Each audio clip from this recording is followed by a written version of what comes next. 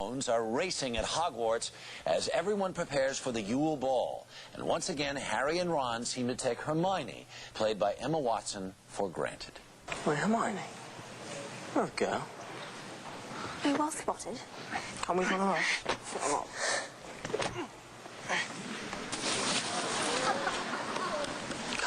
It's one thing for a bloke to show up alone.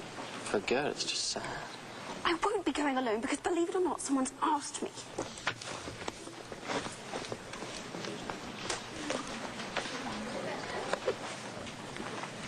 And I said yes. Woo! Emma Watson is here. Good morning. Hello. How much fun was it to play that scene? Oh my God, it was great. I love it. I love being the bossy girl. It's great. It was really, really terrific.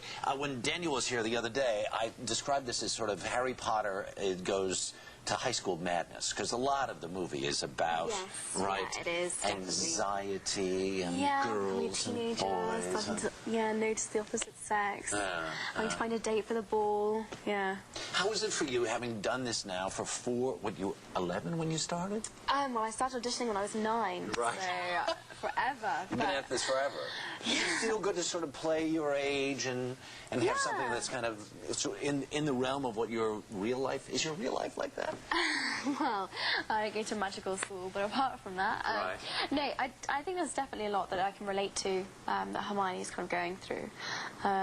Definitely. Yeah. There's a wonderful scene with this Yule Ball that comes up, where there's this breathtaking moment in the movie where we get to see you in this gorgeous gown. Well, tell me a little bit about what that was like. It was amazing, actually. To some extent, they always sort of played down how I looked in the films, and suddenly they really wanted this kind of Julia Roberts Pretty Woman-esque moment, and it was really good fun. The dress was beautiful, and for this scene, actually, we had to learn to waltz, which was fantastic fun. Yeah. All the cast was involved, and yeah, it was great. And oh, by the way, we should point out that you're there with the stud Quidditch player, right? I mean, please. The Bulgarian bonbon, yeah. That's actually in the film, that's a quote. But yeah. Yeah, terrific. Now, what about the learning to waltz? Now, I read you had to learn how to waltz, and you also, did you have to learn how to cry?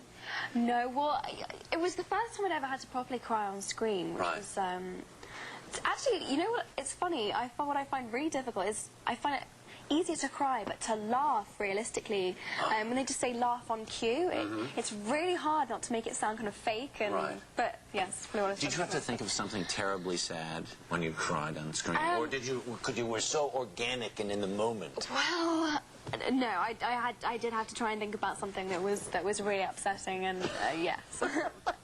We'll watch for the method acting on screen. Now, I want to show another clip, because part of the whole storyline is Harry gets thrown into this Tri-Wizard competition. He's feeling kind of all alone, and the three of you basically say, well, maybe this is something we can do together. Take a look at this. Come seek us where our voices sound. The Black Lake. That's obvious. An hour long you'll have to look. Again, obvious. Though admittedly potentially problematic. Potentially problematic? When's the last time you held your breath underwater for an hour, Hermione? Look, Harry, we can do this. The three of us can figure it out. Is this old for you? Now that you're a professional Harry Potter film star, giant megastar of the universe? I don't think any of this could ever really get old. That was kind of the question that was on the red carpet when I did the Goblet of Fire premiere, was, is this getting older? I don't think it can possibly, you can ever get used to millions and millions of people. I don't know how many people there were outside that cinema, but, it's still new and exciting every single time. And I think for me, what makes it, what keeps me really interested is the fact that we've had a new director every single time round, and I always learn something new. They always bring something to it. They always have their own separate vision, and yeah, which is great. And also J.K. Rowling just writes such interesting and amazing stories. And if nothing else, we have to take a shot of these shoes. Where do you get these? These it says actually, Converse on the bottom. They are Converse. My dad got them for me for my birthday present about a year ago, and I've just worn them non-stop, as you can see, because they're really dirty. They are pretty funky. Yeah, no, they're really good. They're cool. Always a pleasure to see you. Thank you so much. Thank you. And congratulations again. No problem. You bet. Now here's